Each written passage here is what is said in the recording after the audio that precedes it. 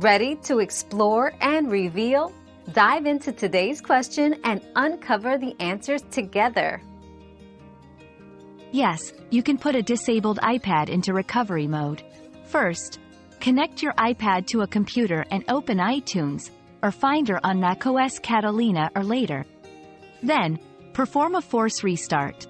For iPads with a home button, press and hold both the home and top, or side, buttons until you see the recovery mode screen.